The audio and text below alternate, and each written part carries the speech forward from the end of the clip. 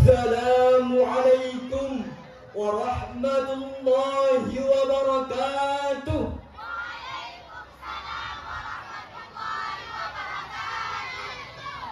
Alhamdulillahi rabbil alamin. Wassalatu wassalamu ala sayyidina Muhammadin wa ala alihi wa sahbihi ajma'in. Amma ba'd. Terlebih dahulu, marilah kita panjatkan puji dan syukur kepada Allah Subhanahu wa ta'ala, Tuhan yang maha pengasih tak pilih kasih, Tuhan yang maha penyayang tak pandang sayang, yang nikmatnya tak terbilang, sehingga nikmatnya tersebut alhamdulillah pada malam hari ini kita bisa berkumpul bersama. Selawat bernadakan salam tetap tercurah limpahkan kepada putra gurun pasir, sehingga subuh Senin beliau lahir. Patung-patung sekitar Ka'bah jatuh tersingkir, tengah manisnya berbungkus lingkaran jahil, lahirlah Nabi terakhir. Siapa lagi kalau bukan Nabi Muhammad sallallahu alaihi wasallam. Penghormatan saya kepada pimpinan Dayah Nahdlatul Fatah beserta keluarga beliau, dan kepada Dewan Hakim yang arif dan bijaksana, dan seluruh kaum muslimin wal muslimat yang telah hadir pada malam yang berbahagia ini.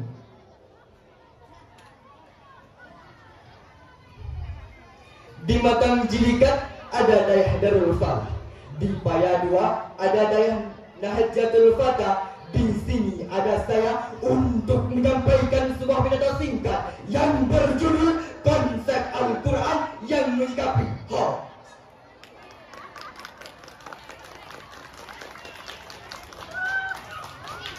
Iblis berkata, aku bersumpah demi kemuliaan zatmu, aku akan tetap menggoda hambamu selagi roh masih ada di dalam jasadnya.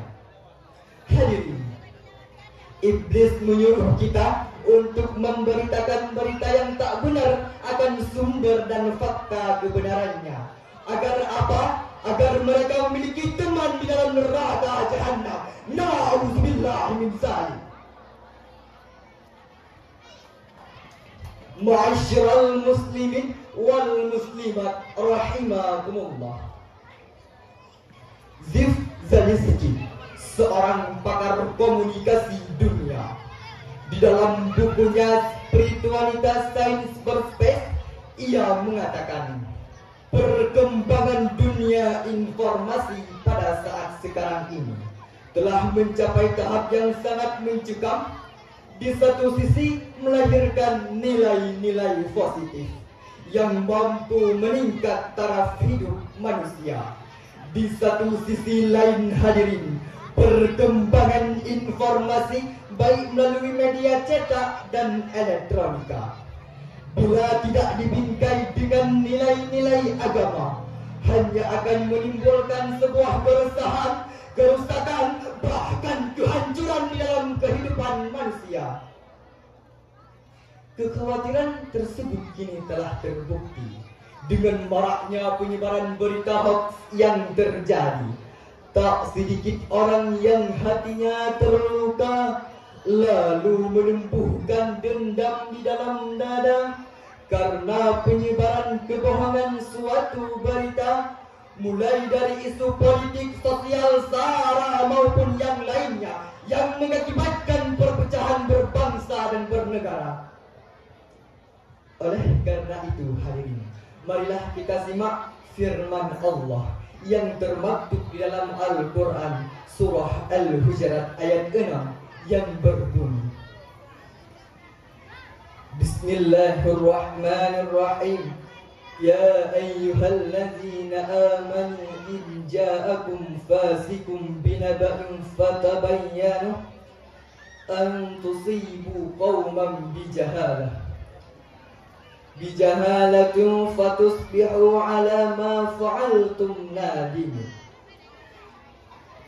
Wahai orang-orang yang beriman, jika datang kepadamu orang fasih dengan membawa suatu berita, maka periksalah dengan teliti agar kamu tidak menimpakan musibah kepada suatu kaum tanpa mengetahui kebenarannya, yang menyebabkan kamu menyesal atas perbuatanmu itu. Ma'asyiral muslimin wal muslimat rahimakumullah. Dari segi ilmu ma'ani merupakan jumlah insya'iyah, yakni mengandung suatu instruksi. Sedangkan asbabun nuzul ayat tersebut menurut Imam Jalaluddin As-Sayuti Asy-Syafi'i di dalam karyanya Lubabun Nukul fi Asbabin Nuzul, jilid 1 halaman 653 menjelaskan bahwa ayat tersebut berkenaan dengan kebohongan Al-Walid bin Utbah kepada Rasulullah. Seketika Rasulullah hampir melakukan tindakan destruksi, maka turunlah sebuah teguran, in ja'akum fasikum binaba'in fatabayyanu. Jika datang kepadamu orang fasih dengan membawa suatu berita, maka bertabayunlah. Imam Ma'ani As-Sabuni di dalam Safwatut Tafasir jilid 3 halaman 123 menjelaskan, fatabayyanu ay fatusbitu min sihatil qabari, maka telitilah olehmu akan kebenaran suatu berita. Ayat tersebut menjadi pedoman bersosial media, perintah Allah yang mengajarkan akhlak dan adab tentang pentingnya meminta klarifikasi terhadap suatu informasi, terutama terhadap berita yang tak bertuan akan sumber dan fakta kebenarannya. Sebagaimana Rasulullah sallallahu alaihi wasallam pernah bersabda, al-anatu minallah wal ajalatu minasyaitan.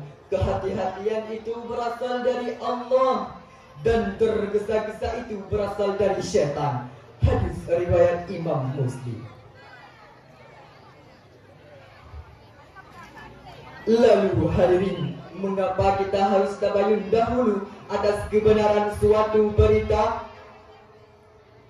Yakni agar kita tidak menyesal di kemudian hari atas apa yang telah kita beritakan. Jelas hadirin, mari kita cerdas menanggapi suatu berita, jujur dalam berkata, bijak bersosial media untuk menuju Indonesia sejahtera. Allahu Akbar. Oleh karena itu hadirin, janganlah kita membuat suatu kebohongan, karena Allah Subhanahu wa taala telah memberi gambaran di dalam Al-Qur'an surah Al-Hujurat, surah An-Nahl ayat 105. Alaikum bisidq innama yaftahil kadhibal ladzina la yu'minuna biayatillah wa ulaika humul kadzibun. Sesungguhnya orang-orang yang mengada-adakan suatu berita, yakni digolongkan sebagai orang-orang yang tak beriman kepada ayat-ayat Allah, dan mereka itulah para pendusta. Ma'asyiral muslimin wal muslimat rahimakumullah. Untuk menghindari penyebaran berita hoax, haruslah dimulai dari diri kita sendiri, sebagaimana Allah Subhanahu wa taala telah mempertegaskan di dalam Al-Qur'an surah Al-Ahzab ayat 70 dan 71 yang berbunyi, ya ayyuhalladzina amanu taqullaha qalu qawlan sadida yuslih lakum a'malakum wa yaghfir lakum dzunubakum wa may yuti'illaha wa rasulahu faqad faza fawzan 'azima. Wahai orang-orang yang beriman, bertakwalah kamu kepada Allah dan ucapkanlah perkataan yang benar. Niscaya Allah akan memperbaiki amal-amalmu dan memperbaiki dosa-dosamu. Barang siapa yang menaati perintah Allah dan Rasulnya, sungguh mereka menang dengan kemenangan yang agung. Ma'asyiral muslimin wal muslimat rahimakumullah. Profesor Dr. Haji Abdul Malik Amrullah, atau yang biasa dikenal dengan sebutan Buya Hamka, di dalam karyanya Lubabun Nur Tafsirul Azhar, ia menjelaskan bahwa di antara tanda-tanda hidup karena iman dan takwa ialah jika berkata-kata maka pilihlah kata-kata yang tepat, karena di dalam perkataan yang tepat itu mengandung perkataan yang benar. Jangan terbelit-belit menyampaikan suatu berita, karena Rasulullah sallallahu alaihi wasallam pernah bersabda, "Alaikum bisidqi fa innahum ma'al birra fil jannati." Maka berlaku jujurlah kamu, karena perlakuan jujur dan kebaikan berada di dalam syurga.